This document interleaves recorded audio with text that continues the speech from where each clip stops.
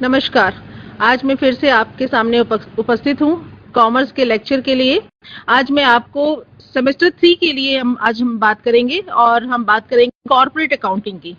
जैसे कि आप सभी जानते हैं, कॉर्पोरेट अकाउंटिंग आजकल कॉर्पोरेट वर्ड है और बहुत सारी अकाउंटिंग इसमें चेंज भी होती जा रही है। अभी एक नया एक्ट आया है कॉर्पोरेट अकाउंटिंग का 2013, आप सभी लोग इससे अवगत होंगे। दूसरी बात, यहाँ पर हम लोग जो आज बात करेंगे, जैसा कि आपको पहले से ही मालूम है कि आज हम लोग जो बात करने जा रहे हैं प्री और पोस्ट प्रॉफिट की बात करने जा रहे हैं। प्री और पोस्ट जैसे नाम से ही जाहिर हो रहा है कि इस तरह का प्रॉफिट जो पहले का कैलकुलेशन करना हो और जो बाद का कैलकुलेशन करना हो। हम यहाँ पर बात करेंगे कंपनी के रजिस्ट्रेशन से। रजिस्ट्रेशन जैसे कि आप जानते हैं, हम जब भी एक छोटा सा एग्जांपल लेते हैं, आप लोग सभी लोग गाड़ी परचेज करते हैं और गाड़ी का रजिस्ट्रेशन करवाते हैं। उसी तरीके से जब हम कंपनी परचेस करते हैं तो कंपनी का रजिस्ट्रेशन भी कराया जाता है और ये कंपलसरी होता है। इस रजिस्ट्रेशन को हम रजिस्ट्रेशन ना कहकर इनकॉर्पोरेशन कहना कहते हैं। तो यहाँ पर बात हो रही है कि इनकॉर्पोरेशन में पहले और बाद का प्रॉफिट कैसे कैलकुलेट किया जाएगा। तो हम आपको ये बताएं कि पहले और बाद के प्रॉफिट के लिए हम इसको इस तरीके से कैलकुलेट करेंगे कि जब कोई कंपनी ऑलरेडी बनी हुई है और उस बनी हुई कंपनी को एक नई कंपनी परचेज करना चाहती है या कोई एग्जिस्टिंग कंपनी ही परचेज करना चाह रही है, तो उस कंडीशन में जो इनकॉर्पोरेशन हो रहा है उससे पहले का लाभ कितना हुआ और उसके बाद का लाभ कितना हुआ, ये कैलकुलेशन आज के हमें इस अकाउंटिंग में सीखना है। एक बार फिर से समझ लीजिए, जब भी हम कोई कंपनी को परचेज करते हैं तो परचेज करते समय जरूरी नहीं है कि जिस दिन हम कंपनी को परचेज कर रहे हो उसी दिन उसका रजिस्ट्रेशन हम करवा लें।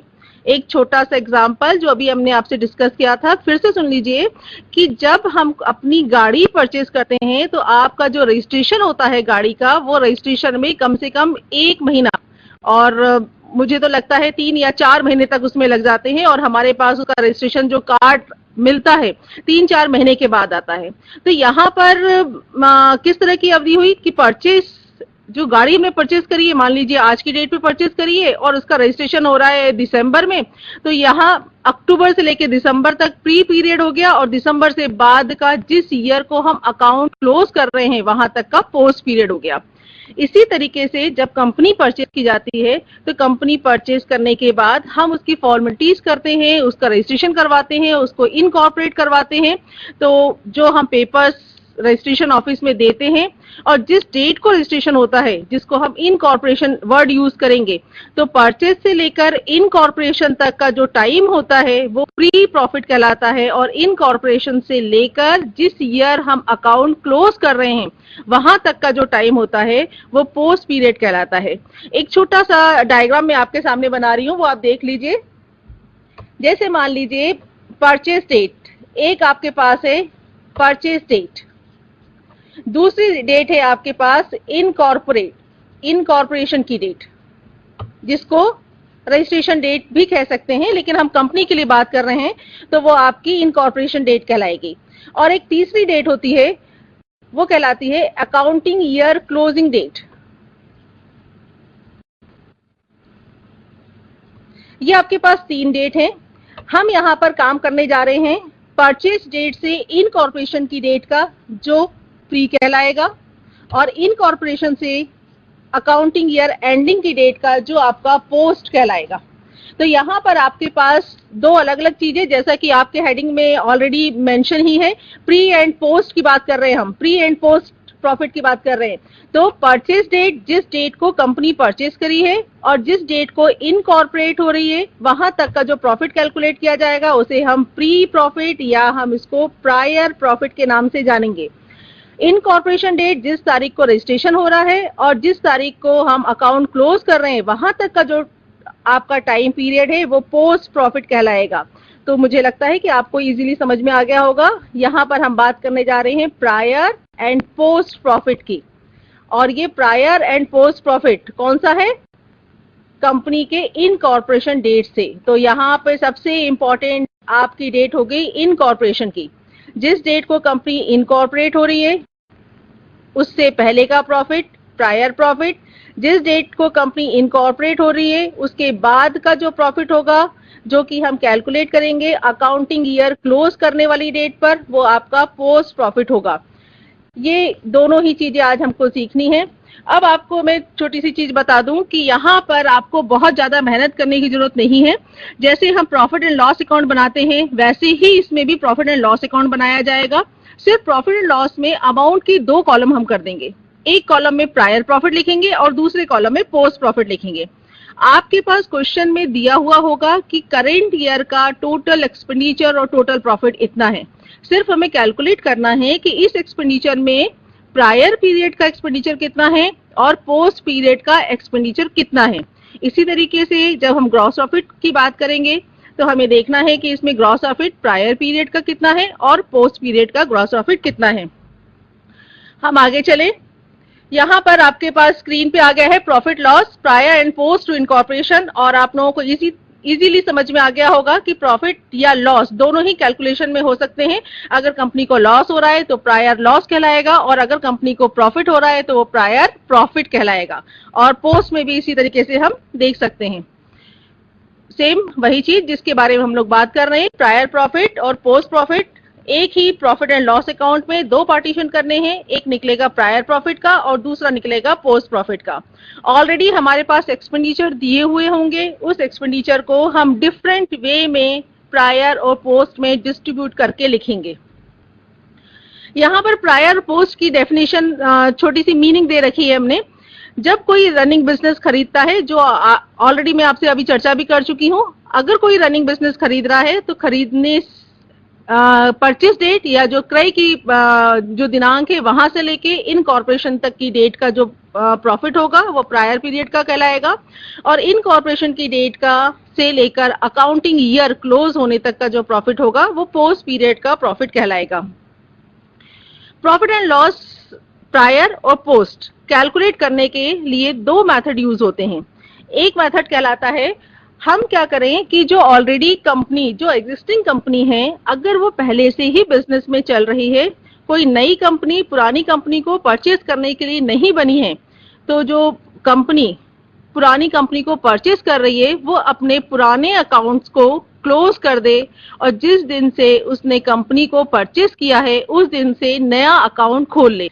तो बहुत इजीली निकल सकता है, जिसके अंदर हम प्रायर और पोस्ट प्रॉफिट निकाल सकते हैं। हमें बहुत ज्यादा मेहनत करने की जरूरत नहीं होती, लेकिन जनरली इस मेथड को हम यूज नहीं करते हैं। अगर आप पुरानी बुक्स को क्लोज कर रहे हैं, नई बुक्स ओपन कर रहे हैं, तो पुरानी बुक के लिए जब आप income tax point of view से देखेंगे तो पुरानी बुक्स पर आपको अलग इनकम टैक्स चार्ज करना पड़ेगा, और जो इस साल की न्यू बुक्स हैं उसके लिए आपको फिर से इनकम टैक्स चार्ज करना पड़ेगा। तो ये जो सिचुएशन है थोड़ी टफ हो सकती है, इसलिए हम क्या करते हैं, सेकेंड मेथड पे जाते हैं। सेकेंड मेथड में हम क्या करते हैं, हमारे पास जो प्रॉफिट एंड लॉस अकाउंट होता है उस प्रॉफिट एंड लॉस अकाउंट में हम अमाउंट की 2 कॉलम बना लेते हैं। एक कॉलम में हम प्रायर प्रॉफिट लिखेंगे और एक कॉलम में हम पोस्ट प्रॉफिट लिखेंगे। इसी तरीके से डेबिट साइड में हम सभी जाते हैं, प्रॉफिट एंड लॉस अकाउंट या लाभ हानि खाते के डेबिट पक्ष में हम सारे के सारे एक्सपेंसेस या खर्चे या वे लिखते हैं, और क्रेडिट साइड में हम प्रॉफिट लिखते हैं।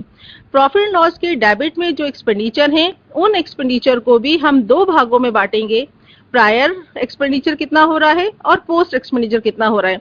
जब हम प्रायर और पोस्ट एक्सपेंडिचर में उसको डिस्ट्रीब्यूट कर देंगे तो प्रायर प्रॉफिट में से प्रायर एक्सपेंडिचर को घटा लिया जाएगा, पोस्ट प्रॉफिट में से पोस्ट एक्सपेंडिचर को घटा लिया जाएगा।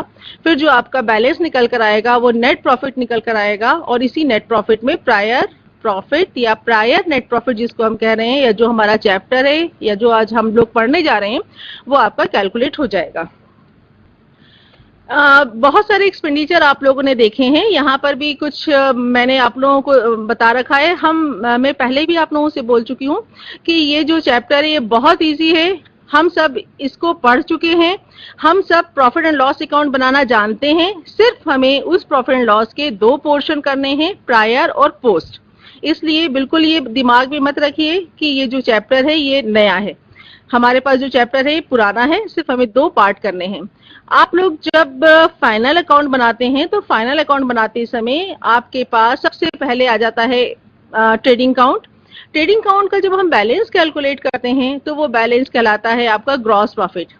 यहाँ पर भी हमें प्रायर और पोस्ट प्रॉफिट कैलकुलेट करने के लिए ग्रॉस प्रॉफिट दिया हुआ होता है, या हमें ट्रेडिंग अकाउंट के एक्सपेंडिचर दिए हुए होते हैं। ट्रेडिंग अकाउंट में हमें परचेज, सेल्स, क्लोजिंग स्टॉक वगैरह लिखते हैं। अगर नहीं दे रखा है तो हम ग्रॉस प्रॉफिट कैलकुलेट कर लेते हैं। उस ग्रॉस प्रॉफिट को हम प्रॉफिट एंड लॉस अकाउंट में शिफ्ट करते हैं। तो सबसे पहले आपके स्क्रीन पर दिखाई दे रहा है ग्रॉस प्रॉफिट या ग्रॉस लॉस, या तो ग्रॉस प्रॉफिट आएगा या ग्रॉस लॉस आएगा। हमें इस चैप्टर में सिर्फ प्रॉफिट एंड लॉस अकाउंट को पढ़ना है। तो ग्रॉस प्रॉफिट या लॉस को प्रॉफिट एंड लॉस के हम क्रेडिट साइड में लिख देंगे। अब इसके अलावा आपको पता है कि जब हम प्रॉफिट एंड लॉस के क्रेडिट साइड में ग्रॉस प्रॉफिट को लिखते हैं तो ग्रॉस लॉस अगर दिया हुआ है तो वो प्रॉफिट एंड लॉस के डेबिट साइड में लिखा जाएगा। बहुत सारे एक्सपेंसेस होते हैं। अभी हम लोग आगे डिफरेंट टाइप के एक्सपेंसेस के नामों की भी चर्चा करेंगे, लेकिन अभी मैंने इसको कॉमन मोटे तौर पे लिख दिया है वेरिएबल एक्सपेंसेस, यानी कि जो बिक्री के साथ परिवर्तित होते रहते हैं उनको वेरिएबल एक्सपेंसेस या परिवर्तित व्यय के नाम से जानते हैं। ऐसे एक्सपेंसेस जो फिक्स्ड होते हैं या जो स्थायी होते हैं उनको हम फिक्स्ड एक्सपेंसेस के नाम से जानते हैं। दोनों ही एक्सपेंसेस आपके सामने हैं, वेरिएबल एक्सपेंसेस और फिक्स्ड एक्सपेंसेस। इसके अलावा जब कंपनी बनती है तो कुछ एक्सपेंसेस ऐसे होते हैं जो बिल्कुल पोस्ट पीरियड यानी कि इनकॉर्पोरेशन के बाद की अवधि से ही संबंधित होते हैं, तो वो एक्सपेंसेस भी हमें लिखने होते हैं। और कुछ एक्सपेंसेस ऐसे होते हैं जो प्रायर पीरियड के होते हैं और जो पहले इनकॉर्पोरेशन के पहले लिखे जाते हैं। तो यहाँ पर आपको समझ में आया कि लाभ हानि खाते में लिखने के लिए हमारे पास जनरली ये 5 एंट्रीज होती हैं। सबसे पहला होता है ग्रॉस प्रॉफिट या ग्रॉस लॉस, जिसको हम प्रॉफिट और लॉसेस के हिसाब से शिफ्ट कर लेंगे। अगर प्रॉफिट है तो क्रेडिट में और अगर लॉस है तो डेबिट में लिख लिया जाएगा। इसके बाद वेरिएबल एक्सपेंसेस, अभी हम लोग आगे बात करेंगे कि कौन कौन से ऐसे एक्सपेंसेस हैं जिनको हम वेरिएबल एक्सपेंसेस कहते हैं। फिक्स एक्सपेंसेस, बहुत सारे एक्सपेंसेस ऐसे होते हैं जो फिक्स नेचर के होते हैं, और कुछ एक्सपेंसेस ऐसे होते हैं जो रजिस्ट्रेशन या कंपनी के इनकॉर्पोरेशन के बाद के होते हैं। कुछ एक्सपेंसेस ऐसे होते हैं जो रजिस्ट्रेशन के पहले के होते हैं। तो कुल मिला के हमें 4 एक्सपेंसेस पे ध्यान रखना है, फिक्स्ड, वेरिएबल, पोस्ट और प्रायर एक्सपेंसेस। यहाँ पर अभी हम लोगों ने एक्सपेंसेस की बात की। बहुत सारी ऐसी चीजें हैं जो एक्सपेंसेस जो होते हैं उनको हम शिफ्ट करते हैं या उनको हम डिस्ट्रीब्यूट करते हैं या उनको हम विभाजित करते हैं। उसके लिए हमें कोई ना कोई विभाजन का आधार तो लेना पड़ेगा। जैसे अभी हम बात कर रहे हैं कि लाभ हानि खाते में हम 2 कॉलम अमाउंट के बनाएंगे, एक कॉलम प्रायर के लिए बनेगा और एक कॉलम पोस्ट के लिए बनेगा। तो ये प्रायर और पोस्ट में लाभ हानि खाते के व्ययों को किस तरीके से बांटा जाए, या जो अभी हमने 4 तरह के एक्सपेंसेस लिखे हैं उनको किस आधार पर बांटा जाए, उसके लिए आपकी स्क्रीन पे आ रहा है। एक कहलाता है टर्नओवर रेशो। टर्नओवर रेशो जिसको हम विक्रय अनुपात भी हिंदी में कहा जाता है, सेल्स रेशो भी कह सकते हैं, विक्रय अनुपात भी कह सकते हैं, टर्नओवर रेशो भी कह सकते हैं। दूसरा है टाइम रेशो, इजीली आपको समझ में आ रहा है। कुछ एक्सपेंसेस ऐसे होते हैं जो स्थायी तौर पे किए जाते हैं जिनको हम टाइम रेशो में डिस्ट्रीब्यूट करते हैं। इसके अलावा 2 चीजें और बताई थी, ऐसे एक्सपेंसेस जो हर कंडीशन में प्रायर पीरियड के होते हैं उन्हें हमें प्रायर में लिखना है। ऐसे एक्सपेंसेस जो हर कंडीशन में पोस्ट पीरियड के होते हैं उसे हमें पोस्ट में लिखना है। तो आपको लग रहा होगा अरे ये तो बहुत इजी है, क्योंकि हमने 4 ही एक्सपेंसेस हैं हमारे पास और 4 एक्सपेंसेस को इस तरीके से हमें डिस्ट्रीब्यूट करना है। बहुत अच्छी तरीके से हमें आता है कि सेल्स क्या होता है, बहुत अच्छी तरीके से हमें पता है कि टाइम क्या होता है, और पोस्ट और प्रायर में तो आपको बांटने की जरूरत ही नहीं है, सिर्फ मालूम होना चाहिए कि पोस्ट पीरियड का है और ये प्रायर। यहाँ पर आप लोग अब नोट डाउन कर लीजिए, अपने अपने रजिस्टर कॉपी जो भी आप लोग लिए हैं वो निकाल लीजिए। ये इस चैप्टर का इम्पोर्टेंट पॉइंट है जिसके आधार पर आप अपने व्ययों को बांटेंगे या ग्रॉस प्रॉफिट को भी डिस्ट्रीब्यूट करेंगे। तो ये आप नोट डाउन कर लीजिए। जो हमने बेसिस दे रखा है, इन बेसिस के आधार पर हमें डिस्ट्रीब्यूट करना है। सबसे पहले हमने लिखा है ग्रॉस प्रॉफिट और ग्रॉस लॉस। सभी को पता है ग्रॉस प्रॉफिट जो निकाला जाता है, ग्रॉस प्रॉफिट को हमेशा हम सेल्स के रेशो में डिस्ट्रीब्यूट करते हैं। इस कंडीशन के लिए आपको आपके जो राइट साइड में है 3 चीजें दे रखी हैं। On the basis of turnover in the respective period, यानी कि सेल्स रेशो में। अगर क्वेश्चन में सेल्स के बारे में कोई इंफॉर्मेशन नहीं दे रखी है तो हम इसको on the basis of cost of goods sold, यानी कि goods sold, cost of goods sold के रेशो में इसको डिस्ट्रीब्यूट करेंगे। और अगर आपको कॉस्ट ऑफ गुड्स सोल्ड भी नहीं दे रखा है, अगर आपको टर्नओवर भी नहीं दे रखा है, तो उस कंडीशन में हम इसको टाइम रेशो में डिस्ट्रीब्यूट करेंगे। तो आप ये तीन चीजें नोट कर लीजिए। ग्रॉस प्रॉफिट को 3 तरीके से डिस्ट्रीब्यूट किया जाता है, लेकिन सबसे पहले जो डिस्ट्रीब्यूशन का जो तरीका होता है वो हमेशा टर्नओवर या सेल्स रेशो होता है। अगर सेल्स नहीं दे रखा है क्वेश्चन में तो कॉस्ट ऑफ गुड्स सोल्ड, और अगर दोनों ही नहीं दे रखे हैं तभी हम टाइम रेशो में डिस्ट्रीब्यूट करेंगे। तो ये 3 चीजें होती हैं जो इसके लिए इंपॉर्टेंट होती हैं। इसके अलावा दूसरी चीज आ गई जो हमने लिखा था, वेरिएबल एक्सपेंसेस। ऐसे कौन से एक्सपेंसेस होते हैं जिनको हम वेरिएबल एक्सपेंसेस कहते हैं? वेरिएबल एक्सपेंसेस में आपके सामने स्क्रीन पे दिख रहा है, कैरेज हो गया, कैरेज या कार्टेज भी हम इसको कहते हैं, हिंदी में हम इसको गाड़ी भाड़ा कहते हैं, या हम जिसको बाहरी गाड़ी भाड़ा कहते हैं, क्योंकि जो आंतरिक गाड़ी भाड़ा होता है वो तो हमारा ट्रेडिंग अकाउंट में आता है।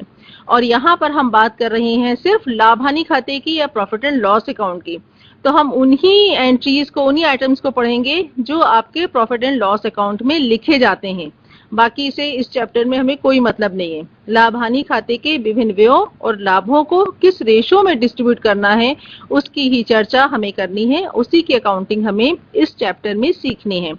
तो यहाँ पर आपके सामने दिख रहा है carriage, selling and distribution expenses.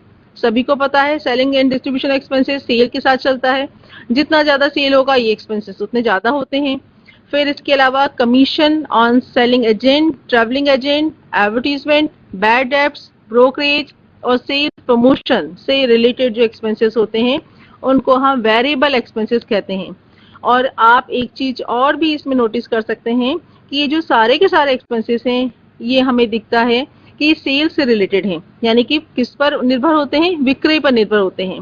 तो वेरिएबल एक्सपेंसेस विक्रय पर निर्भर होते हैं, या जिसको हम हिंदी में परिवर्तित व्यय कहते हैं, वो विक्रय पर निर्भर होते हैं, इसलिए हम उसको विक्रय अनुपात में बांटते हैं। इसलिए मैंने अपोजिट साइड में लिखा है on the basis of turnover in the pre and post incorporation. जितना इसका टर्नओवर प्री पीरियड का होगा उसको हम प्री रेशो बना लेंगे, उसका प्री एंड पोस्ट का एक रेशो बना लेंगे, या एक सेल्स रेशो बना लेंगे जो हम प्री और पोस्ट के हिसाब से कैलकुलेट करेंगे, और इन एक्सपेंसेस को हम सेल्स रेशो में डिस्ट्रीब्यूट करके लिखेंगे।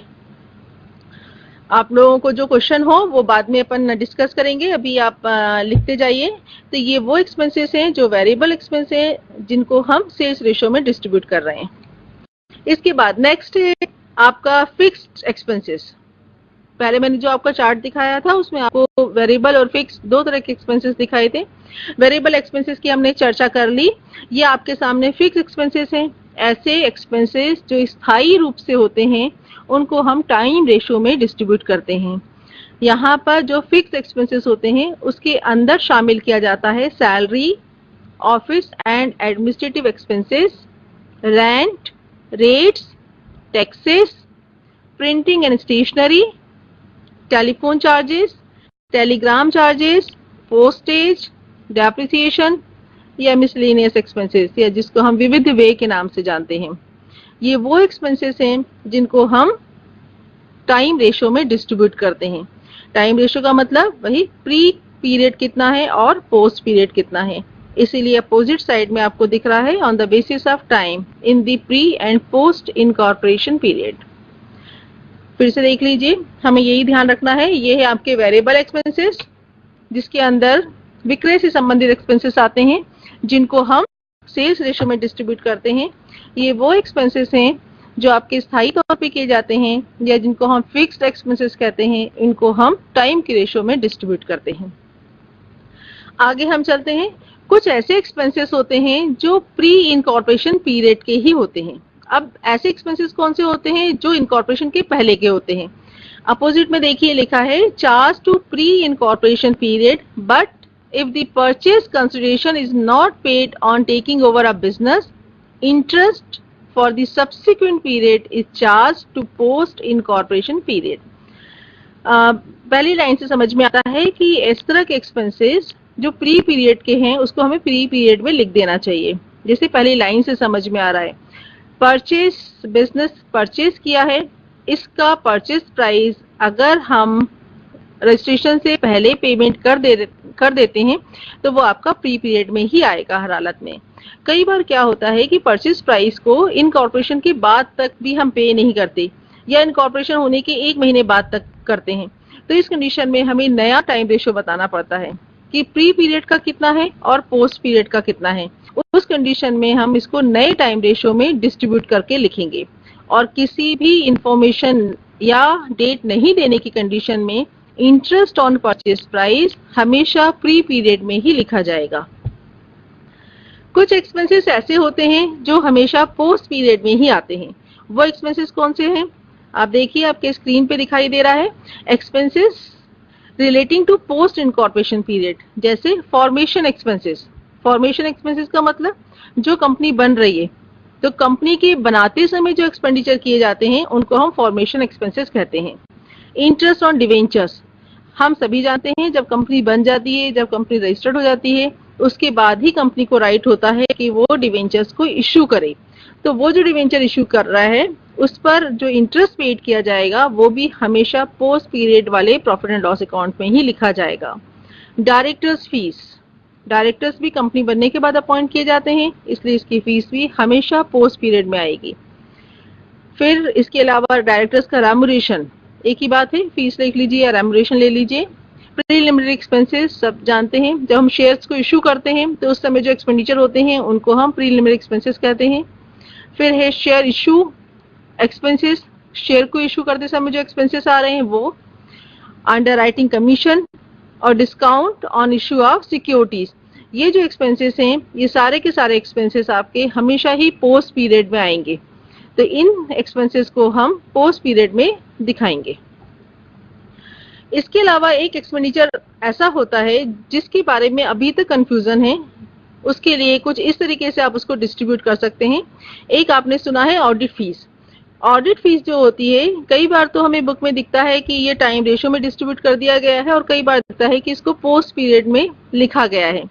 तो इसकी दो सिचुएशन आपके सामने है, लेकिन आप इसको इस तरीके से इसको स्पेसिफाइड कर सकते हैं कि अगर ऑडिट फीस क्वेश्चन में दे रखी है और कंपनी एक्ट के अंदर वो ऑडिट फीस पे कर रहा है तो इसको हम पोस्ट इनकॉर्पोरेशन पीरियड में लिखेंगे।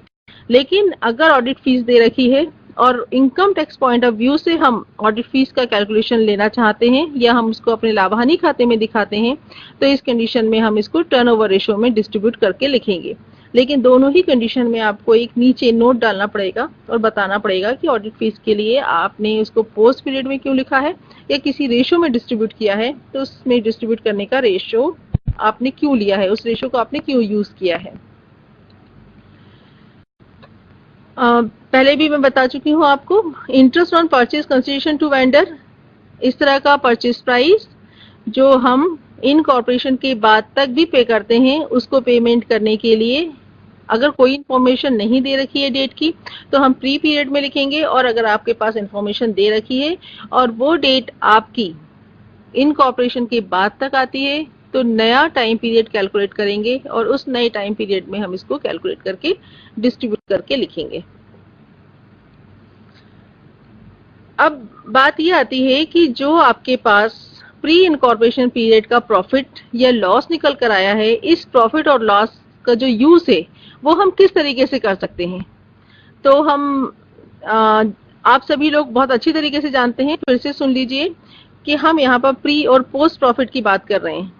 जो पोस्ट प्रॉफिट होता है ये हमेशा हमारे पास अवेलेबल होता है। आप अभी भी जो क्वेश्चन कर रहे होते हैं या जो आपने फाइनल अकाउंट बनाए हैं उसमें जो प्रॉफिट निकल कर आया है वो पोस्ट पीरियड का ही निकल कर आया है, उसमें प्री का कोई रोल नहीं है।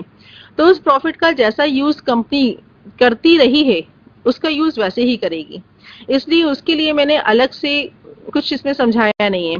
सिर्फ हम लोग बात कर रहे हैं कि जो प्री प्रॉफिट है, कंपनी का जो प्रायर पीरियड का प्रॉफिट है, उसका यूज हम किस किस तरीके से कर सकते हैं। आप देख लीजिए, सबसे पहले मैंने लिखा है अगर आपका प्री पीरियड का प्रॉफिट आता है तो हम इस प्री पीरियड के प्रॉफिट को नेट प्रॉफिट ना लिखते हुए कैपिटल रिजर्व के नाम से शो करेंगे। ये कहलाएगा आपका प्रायर पीरियड का प्रॉफिट। तो प्रायर पीरियड का प्रॉफिट को हम किसके नाम से दिखाएंगे? कैपिटल रिजर्व के नाम से दिखाएंगे। और इस कैपिटल रिजर्व का हम यूज किस किस में कर सकते हैं? कैपिटल रिजर्व का जो यूज होता है वो आपका गुडविल को राइट ऑफ करने में किया जा सकता है, प्रीलिमिनरी एक्सपेंसेस को राइट ऑफ करने में किया जा सकता है, ओवर वैल्यूड एसेट्स को राइट ऑफ करने में किया जा सकता है, बोनस शेयर को इशू करने में किया जा सकता है, और साथ ही साथ जो पार्टली पेड आपके शेयर्स होते हैं उनको पेमेंट करने के लिए भी हम इस प्रॉफिट को यूज कर सकते हैं। अगर प्री इनकॉर्पोरेशन लॉसेस आता है तो प्री इनकॉर्पोरेशन लॉसेस का जो यूज किया जाता है उसके लिए देखिए, इसका यूज हम setting of against post incorporation profit. अगर आपका लॉस आ रहा है और पोस्ट पीरियड में प्रॉफिट आ रहा है तो इस लॉस को पोस्ट पीरियड के प्रॉफिट से कवर अप किया जा सकता है। गुडविल जब हम परचेस करते हैं तो जो गुडविल है उसमें इसका एडिशन किया जा सकता है, तो गुडविल आपकी इंक्रीज हो जाती है। और इसके साथ ही साथ कैपिटल प्रॉफिट अगर है तो उस कैपिटल प्रॉफिट को राइट ऑफ करने के लिए भी हम लॉसेस का यूज करते हैं। इतनी जो चीजें हैं वो आपके सामने हैं। मैं चाहूंगी कि 5 मिनट आपसे इंट्रोडक्शन हो जाए, क्योंकि आज क्लास बहुत कम लग रही है। आज क्लास बहुत कम लग रही है, तो जो बच्चे बैठे हैं इनमें से कोई चीजें आप लोगों को पूछनी हो तो पहले आप इनमें से आप चीजें डिस्कस कर लें, उसके बाद हम आगे एग्जाम्पल पढ़ेंगे, नहीं तो समझ में नहीं आएगा। और वैसे भी क्लास में आज मुझे बच्चे कम दिखाई दे रहे हैं।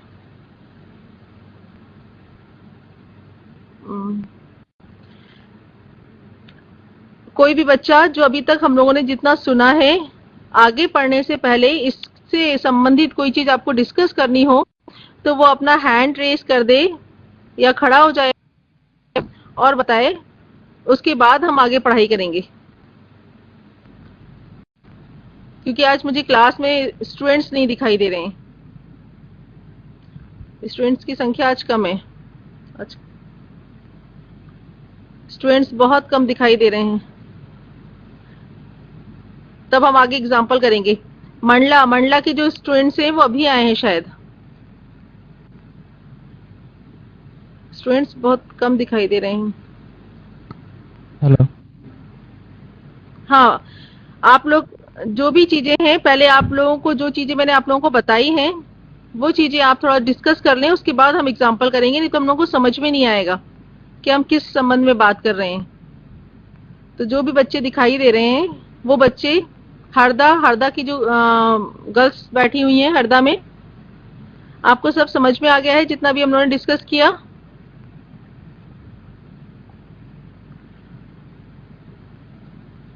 खंडवा में 2 स्टूडेंट्स बैठे हुए हैं। खंडवा में टीचर नहीं है कोई यहाँ पर? खंडवा, यहाँ पर कोई टीचर नहीं है क्या?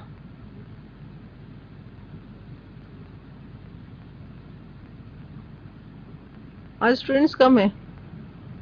हाँ हाँ, जाने दो, पता चल जाएगा ना कि स्टूडेंट्स कम क्यों हैं, क्योंकि सभी जगह स्टूडेंट्स कम दिखाई दे रहे हैं।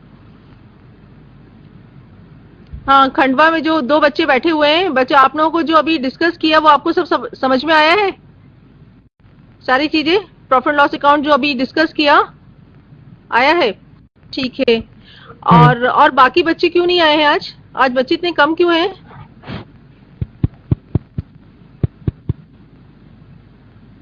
हरदा में जो 6-7 बच्चे मुझे दिख रहे हैं, हरदा में जरा बताएं आप लोग कि आप लोगों को अभी जितना डिस्कस किया वो सारी चीजें समझ में आई हैं? हरदा,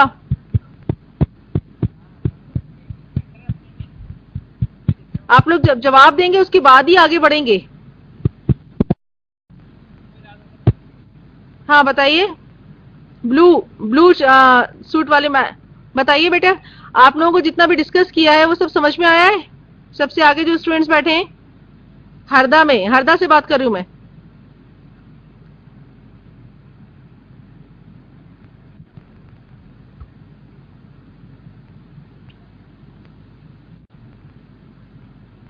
यहाँ पर एक जो 2 बच्चे बैठे हैं कि टीचर्स बैठे हैं यहाँ पर, बिल्कुल आज क्लास बिल्कुल खाली दिखाई दे रही है। आज स्टूडेंट्स क्यों नहीं आए हैं? जरा आप लोग बताएं कि स्टूडेंट्स क्यों नहीं आए हैं आज क्लास में?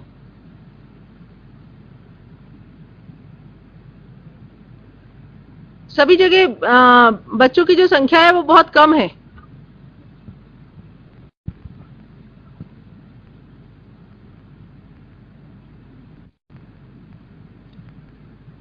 हाँ बोलिए बच्चे। हाँ खंडवा कुछ बोलना चाह रहा, माइक लिया है खंडवा ने। हाँ हाँ बोलो,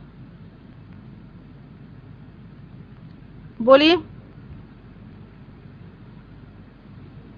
हाँ हाँ बहुत कम बच्चे हैं, बिल्कुल भी वो इतना बड़ा चैप्टर पढ़ाया जा रहा है और स्टूडेंट्स ही नहीं है क्लास में। हाँ खंडवा बच्चों, टीचर्स को बुला लीजिए या माइक ऑन करके बोलिए। माइक ऑन,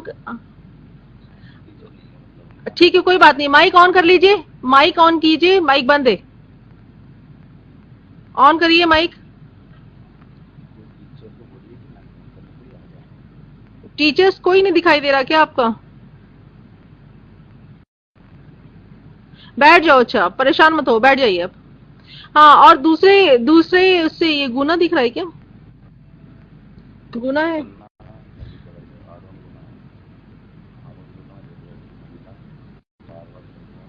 इसके बगल में। हाँ ये वाला देख, छिंदवाड़ा। छिंदवाड़ा जरा छिंदवाड़ा वाले स्टूडेंट्स बताएं।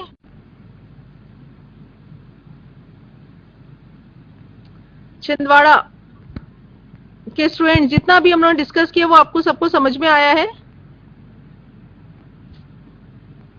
चलिए ठीक है, एक क्वेश्चन है, इस क्वेश्चन का जरा आप निकाल के बताइए तब समझ में आएगा। ये क्वेश्चन है आपके सामने, सभी के सामने। इस क्वेश्चन में हमको कैलकुलेशन करना है। क्वेश्चन जरा देखिए, आपके सामने क्वेश्चन है, सारे स्टूडेंट्स अपने रजिस्टर निकालिए, क्वेश्चन को नोट करिए और इसका रेशियो हमको कैलकुलेट करना है। क्वेश्चन मैं आपके सामने रीड कर रही हूँ। Lion Limited was incorporated on 1st August 2012 to take over the running business of Messrs. Happy with us with from 1st April 2012. The accounts of the first 4 months of the year was twice the average monthly sale during each of the remaining 8 months. Calculate time ratio and sales ratio for pre and post incorporation period. ये आपके सामने question है। 1:2 हाँ छिंदवाड़ा कुछ बोलना चाह रहे हैं? जी मैम। हाँ। 1:2 1:2 क्या निकाला है? टाइम रेशो की सेल्स रेशो? जी टाइम रेशियो। टाइम रेशो 1:2, ठीक, बिल्कुल ठीक है। और सेल्स रेशो निकालिए, सेल्स रेशो निकालिए, बिल्कुल सही निकाला है आपने। टाइम रेशो 1:2 ही आएगा टाइम रेशो। सेल्स रेशो निकालिए। नहीं दे रहा। हाँ बच्चे क्वेश्चन नहीं आया अभी पूरा। कैलकुलेट क्वेश्चन पूरा है, for pre and the post incorporation period. सब क्वेश्चन कंप्लीट है, क्वेश्चन कंप्लीट है, इतना ही है क्वेश्चन। लास्ट में आपको ये दिखाई दे रहा है ना जिसमें लिखा है calculate time ratio and sales ratio for pre and post incorporation period. ये आपको दिखाई दे रहा है कि नहीं? जी जी। हाँ बस क्वेश्चन कंप्लीट है, क्वेश्चन कंप्लीट है। आपको इसमें निकालना है सेल्स रेशो। टाइम रेशो आपने निकाल लिया है, टाइम रेशो बिल्कुल सही निकाला है। अब जरा sales ratio and sales ratio equal आएगा मैम। कैसे आएगा सेल्स रेशो इक्वल? नहीं, इक्वल कैसे आएगा? जी मैम इसमें अमाउंट्स दिया ही नहीं है कुछ मैम कि प्री में कितना हो रहा है और पोस्ट में कितना हो रहा है, इसलिए जो रेशियो आएगा वो इक्वल आएगा।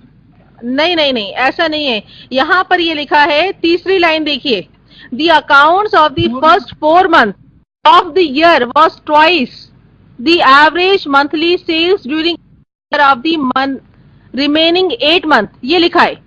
एक साल में कितने 12 मंथ होते हैं? जरा कैलकुलेट करिए सभी लोग अपने रजिस्टर में।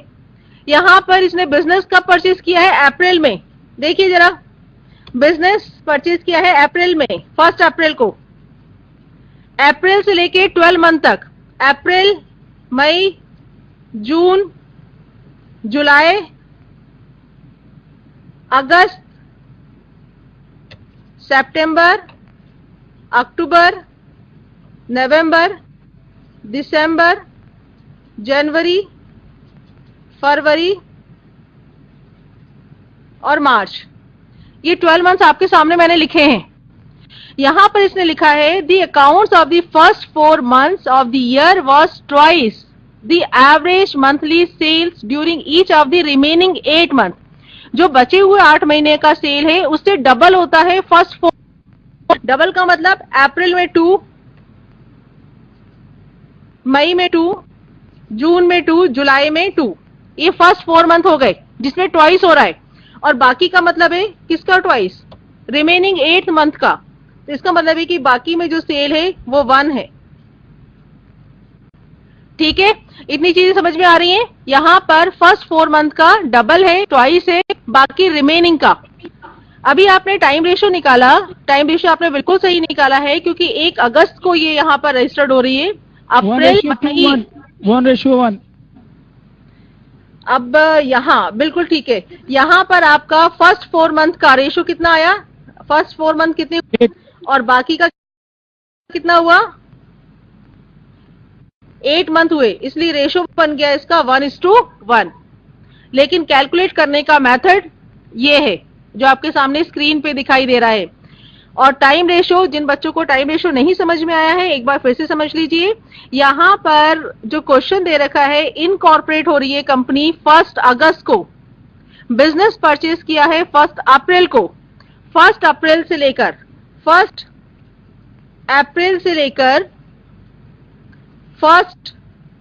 अगस्त तक, ये होते हैं 4 month.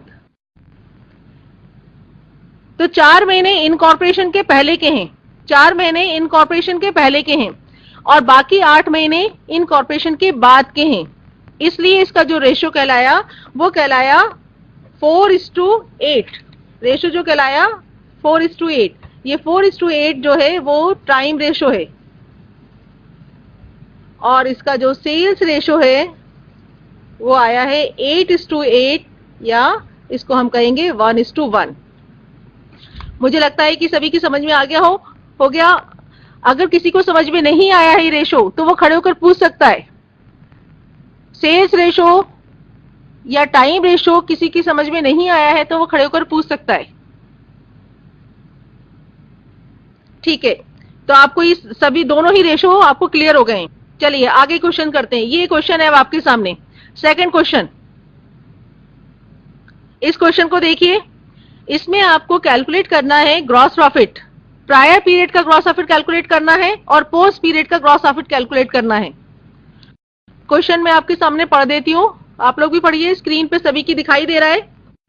A company was incorporated on 30 April. 30 अप्रैल को कंपनी इनकॉर्पोरेट हुई है। To acquire a business of a private firm as from 1 January. कब से खरीदने के लिए? 1 जनवरी से खरीदने के लिए। नोट डाउन करिए, परचेज डेट यहां पर 1 जनवरी है और बिजनेस इनकॉर्पोरेट हुई है 30 अप्रैल को। इनकॉर्पोरेशन की डेट है 30 अप्रैल।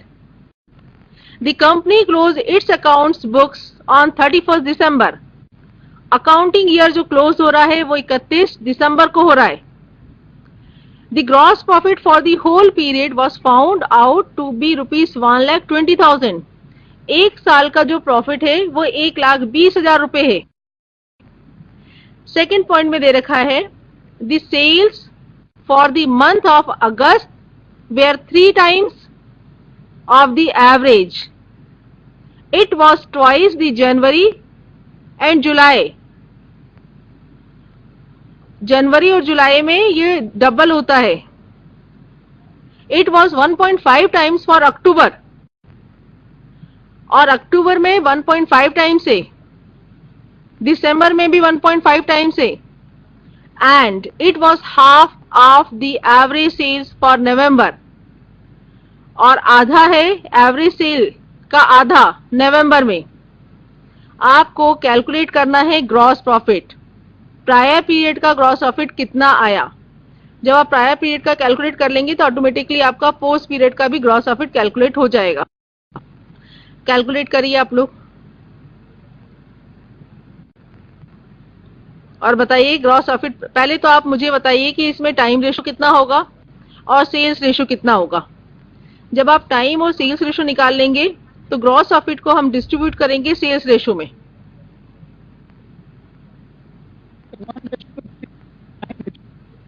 हाँ जी बताइए।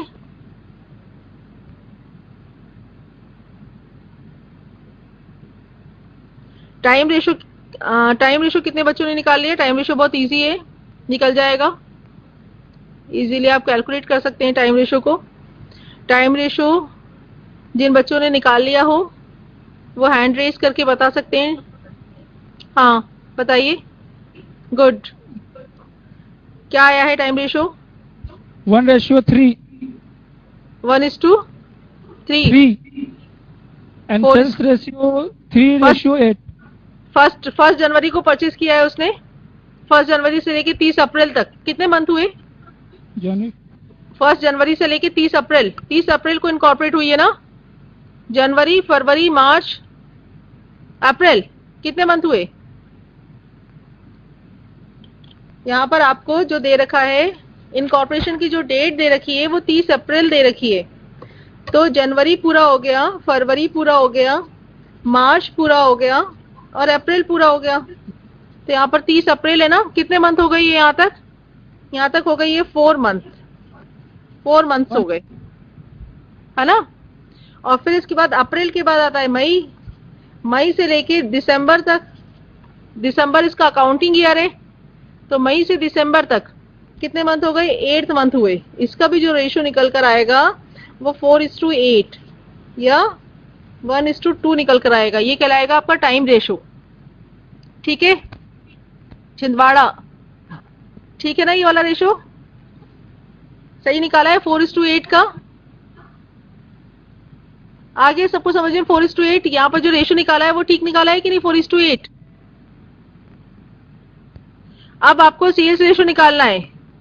सेल्स रेशो निकाल के बताइए या ग्रॉस प्रॉफिट डिस्ट्रीब्यूट करके बताइए, तब समझ में आएगा कि आपको समझ में आ गया। Sales ratio ma'am 3:8। कितना आया सेल्स रेशो? कितना आया निकलकर?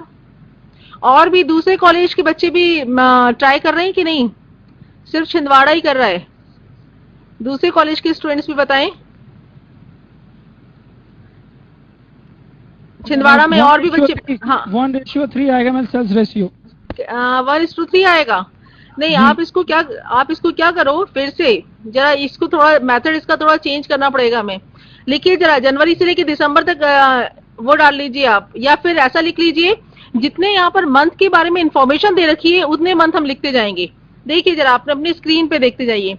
यहाँ पर दिया है the sales for the month of August were 3 times. मैं लिख रही हूँ आप अगस्त। अगस्त में कह रहा है 3। फिर इसके बाद it was twice for January and July. जनवरी एंड जुलाई दोनों में ट्वाइस कह रहा है। इसके बाद वो कह रहा है it was 1.5 times for October. अक्टूबर में 1.5 एंड दिसंबर में भी 1.5 and it was half of the average sales for November. नवंबर में हाफ कह रहा है यानी 0.5। इतनी हमको इंफॉर्मेशन दे रखी है, इतनी इंफॉर्मेशन दी है आपको। अगस्त में 3, जनवरी में 2, जुलाई में 2, अक्टूबर में 1.5, दिसंबर में 1.5 और नवंबर में 1.5। ये कितने मंथ की इंफॉर्मेशन दे रखी है हमको? 6 मंथ की इंफॉर्मेशन दे रखी है। अब 6 मंथ में जरा इसको जोड़िए तो 3 to 5, 6, 7, 8, 9, 10, 10.5 यानी कि टोटल हमें कितनी सेल बताई है? 10.5 सेल के बारे में हमको बता दिया है इसने कि टोटल जो सेल है वो 10.5 है। लेकिन ये 10.5 की जो सेल बताई है ये इसने 6 मंथ की बताई है। अभी तो 6 मंथ और है ना। तो यहाँ पर जो भी आपके पास सेल है वो सेल आपकी 12 में से 10.5 अगर हम माइनस करते हैं तो इसका मतलब है कि 1.5 अभी हमारे पास बचा हुआ है। ये जो 1.5 है ये 1.5 रिमेनिंग 6 मंथ का है। तो इसका मतलब ये हुआ कि रिमेनिंग 6 मंथ में एवरेज सेल कितना होगा? जरा डिवाइड करिए 1.5 को रिमेनिंग 6 मंथ से, कितना निकल कर आता है? ये निकल के आ रहा है 0.25, या इसको हम और इसमें फ्रैक्शन में लिख लें तो ये हो जाएगा 1/4। क्या निकल के आता है? 1/4 निकल के आता है या 0.25 निकल के आता है। इसका मतलब ये हुआ कि जो बाकी 6 मंथ में जो सेल हो रही है वो 0.25 हो रही है। अगस्त से लेकर अगस्त, जनवरी, जुलाई, अक्टूबर, दिसंबर, नवंबर, ये 6 मंथ की इंफॉर्मेशन दे रखी है और 6 मंथ की इंफॉर्मेशन है 10.5।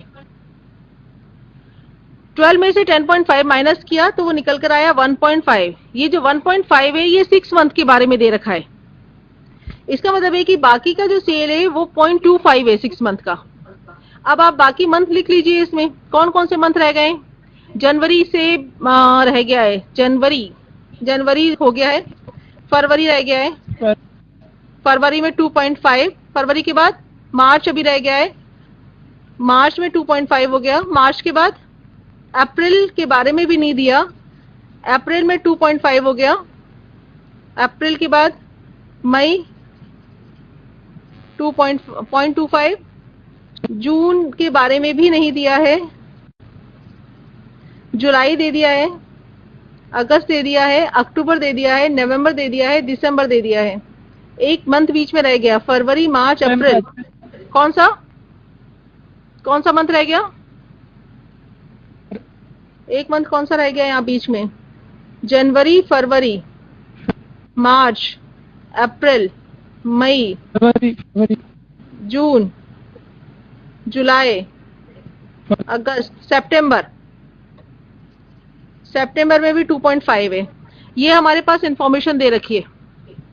ये 6 मंथ हो गए, 6 मंथ की इंफॉर्मेशन दी है, 6 मंथ रह गए। अब यहाँ पर बात आती है कि प्रायर पीरियड का सेल कितना है। तो प्रायर पीरियड के सेल के लिए हमें चाहिए 30 अप्रैल तक का। 30 अप्रैल का मतलब एक तो आपका काउंट हो जाएगा ये जनवरी,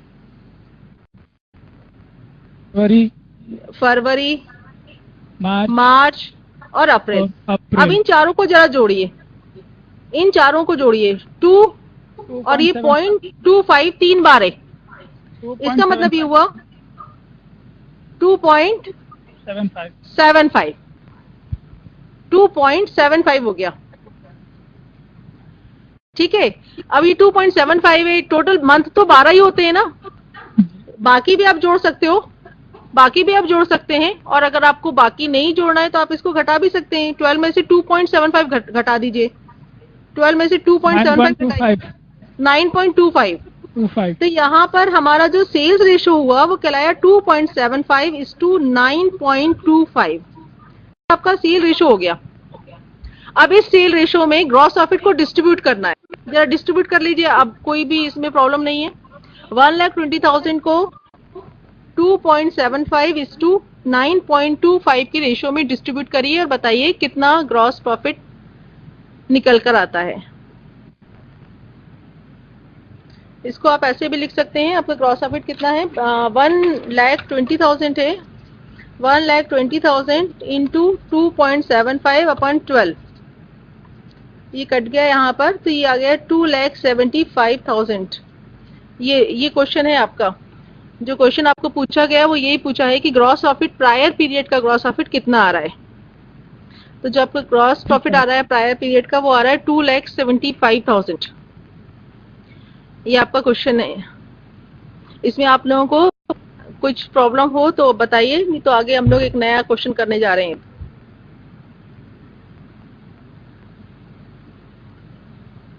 ठीक है, आ गया सभी की समझ में?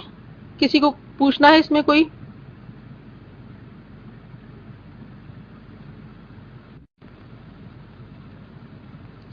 इसके बाद एक क्वेश्चन आपके पास, नेक्स्ट क्वेश्चन। अब इस क्वेश्चन को थोड़ा हम कंप्लीट करेंगे। ये देखिए क्वेश्चन, तीसरा क्वेश्चन थोड़ा कंजेस्टेड है, लेकिन आप लोग पढ़ लेंगे, इजीली हो जाएगा। मैं एक बार रीड कर देती हूँ उसको। रमा उद्योग limited was incorporated on August 1, 2013। Rama उद्योग लिमिटेड 1 अगस्त 2013 को रजिस्टर्ड हुई है या इनकॉर्पोरेट हुई है। It had acquired a running business of Rama and company. वो ऊपर वाला रमा उद्योग है और ये परचेज कर रहा है रामा एंड कंपनी का। With effect from April 1, 2013। कब से खरीदा है? जिसका इफेक्ट आएगा 1 अप्रैल 2013 से। इनकॉर्पोरेट हो रहा है 1 अगस्त। आप लोग डेट नोट कर सकते हैं यहाँ पर। परचेसिंग डेट है इसकी 1 अप्रैल और इनकॉर्पोरेटेड डेट है इसकी 1 अगस्त। During the year 2013-14, the total sales were rupees 36 lakhs. जो total sale है वो 36 लाख रुपए है। The sales per month in the first half year were half of what they were in the latter half year. यहाँ पर फिर से वैसे ही सेल्स रेशियो निकालना है। The sales per month in the first half year, पहले first half year जो पहले के 6 महीने हैं उसमें, year were half of what they were in the latter half year, जो बचा हुआ आधा साल है उसका आधा होता है। The net profit of the company is ₹2 lakhs was worked out after charging the following expenses। Net profit आपका दे रखा है 2 लाख रुपए, लेकिन ये नेट प्रॉफिट दिया है। प्रॉफिट एंड लॉस अकाउंट जब हम बनाते हैं तो हम ग्रॉस प्रॉफिट में से सारे एक्सपेंसेस घटाते हैं। तो इसका मतलब ये हुआ कि ये जो नेट प्रॉफिट दे रखा है इसको पहले प्रॉफिट एंड लॉस अकाउंट में प्री और पोस्ट पीरियड का प्रॉफिट निकालने के लिए पहले नेट प्रॉफिट को कन्वर्ट करना पड़ेगा ग्रॉस प्रॉफिट में। तो हम सभी जानते हैं ग्रॉस प्रॉफिट में से अगर एक्सपेंडिचर घटा देते हैं तो नेट प्रॉफिट आ जाता है, और ग्रॉस प्रॉफिट निकालने के लिए हमें क्या करना पड़ेगा, नेट प्रॉफिट में सारे एक्सपेंसेस को जोड़ देना पड़ेगा। जब नेट प्रॉफिट में सारे एक्सपेंसेस जोड़ देंगे तो क्या आ जाएगा निकल कर, ग्रॉस प्रॉफिट निकल के आ जाएगा। तो ये नेट प्रॉफिट दे रखा है 2 लाख रुपए। इस 2 लाख रुपए को ग्रॉस प्रॉफिट में कन्वर्ट करने के लिए इसमें हमें डेप्रिसिएशन 1,23,000 रुपए, डायरेक्टर फीस 50,000 रुपए, प्रीलिमिनरी एक्सपेंसेस 12,000 रुपए, ऑफिस एक्सपेंसेस 78,000 रुपए, सेलिंग एक्सपेंसेस 72,000 रुपए और इंटरेस्ट टू वेंडर 31 अगस्त तक का 5,000 रुपए जोड़ देना पड़ेगा। जब हम इसको जोड़ देंगे तो वो जो प्रॉफिट निकल कर आएगा वो आपका ग्रॉस प्रॉफिट निकल कर आएगा।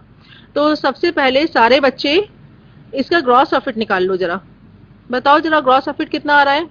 सभी लोग 2 लाख में ये सारे एक्सपेंसेस जोड़ लो, 1,23,000, 50,000, 12,000, 78,000, 72,000 और 5,000 सब जोड़ के जरा बताओ मुझे कि इसका ग्रॉस प्रॉफिट कितना आ रहा है।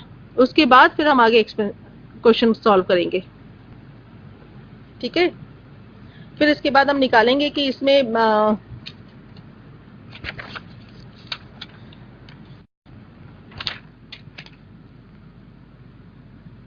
हाँ कौन बताएगा, जल्दी से बताइए इसका ग्रॉस प्रॉफिट कितना आ गया।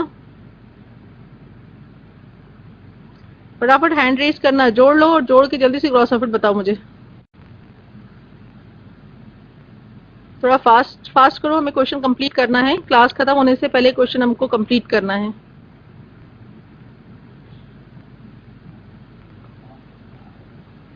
और साथ ही साथ में हमको फिर आप लोग निकालेंगे इसका टाइम रेशियो भी निकालेंगे, जल्दी से टाइम रेशियो निकालेंगे और सेल्स रेशियो निकालेंगे।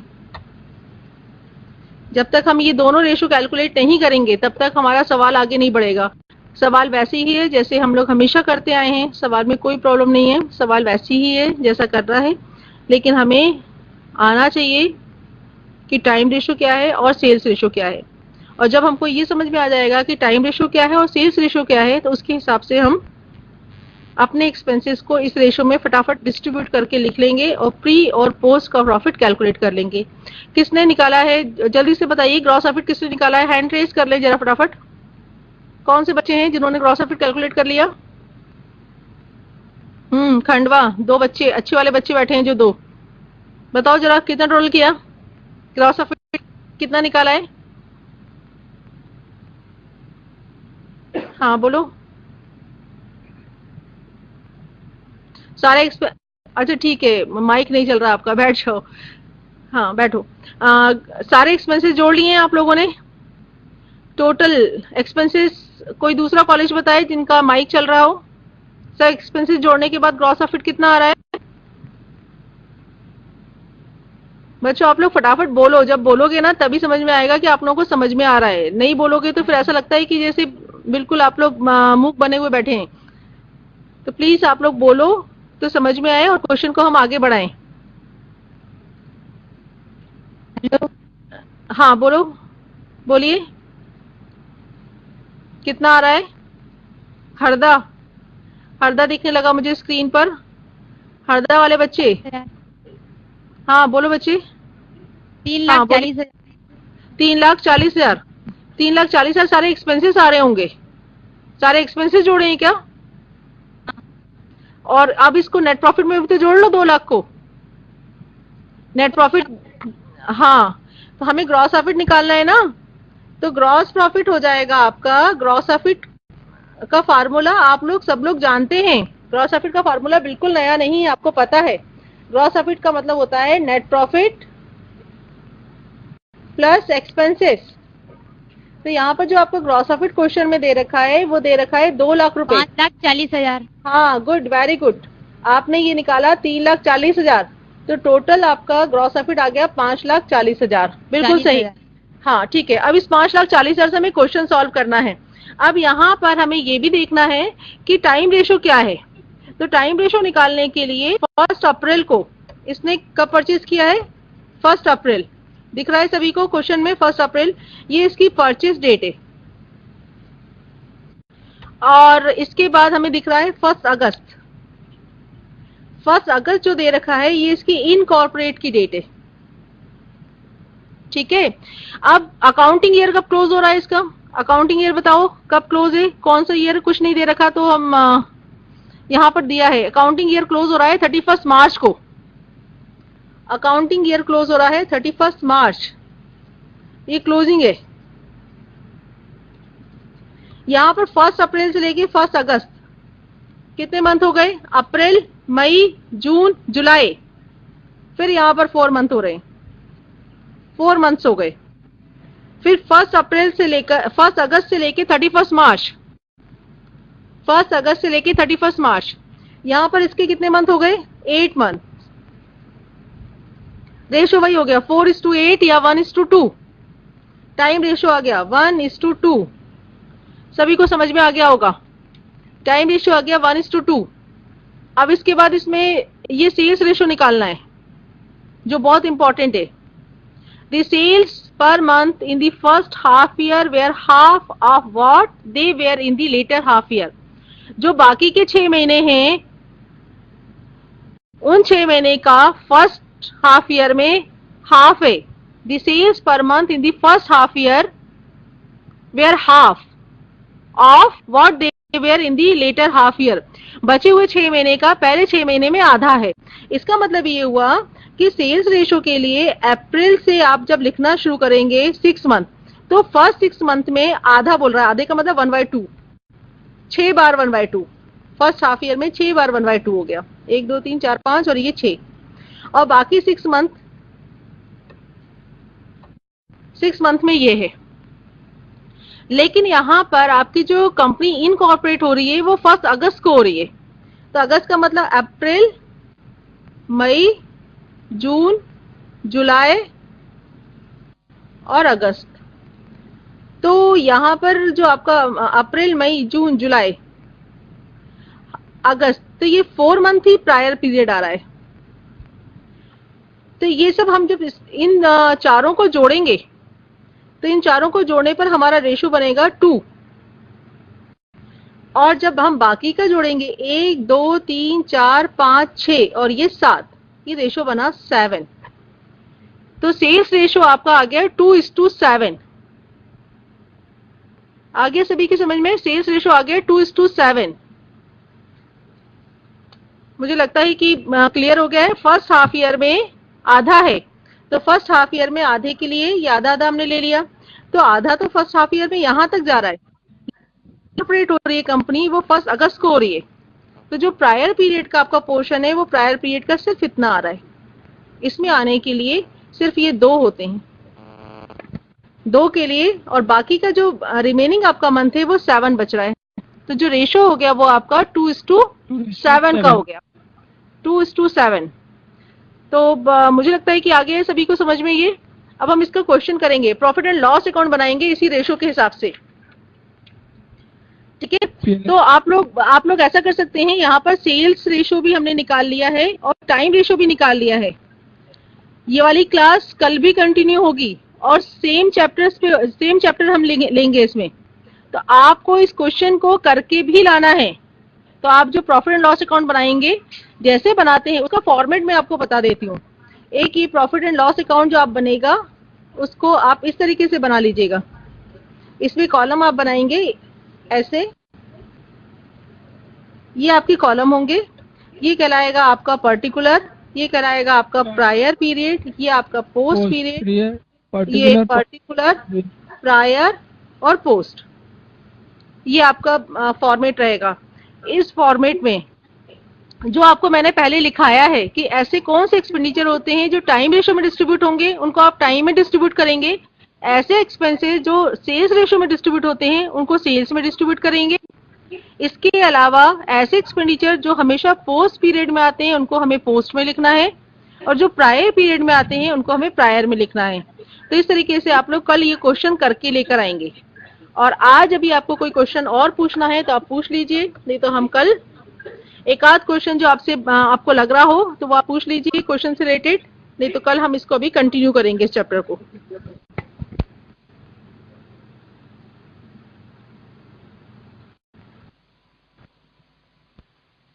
अब थोड़े बच्चे ज्यादा दिख रहे हैं छिंदवाड़ा में। कोई भी क्वेश्चन जिसको पूछना हो तो आप पूछ लीजिए। ओके, मुझे लगता है कि सभी बच्चों को समझ में आ गया है, कोई भी क्वेश्चन नहीं पूछना चाह रहा है। तो आप लोग कल ये क्वेश्चन करके लेकर आएंगे और इस क्वेश्चन को हम लोग डिस्कस करेंगे, और उसके बाद और भी बहुत सारे क्वेश्चन हमें करने हैं। साथ ही साथ जो आपके पास बुक्स अवेलेबल हैं उन बुक्स को भी आप पढ़कर आओगे, और उसमें जो आपके क्वेश्चन हैं या जो भी आपकी क्वेरीज हैं वो आप क्वेरीज भी लेकर आएंगे। तो कल हम डिस्कस करेंगे। आज के लिए इतना ही, नमस्कार। Thank you ma'am.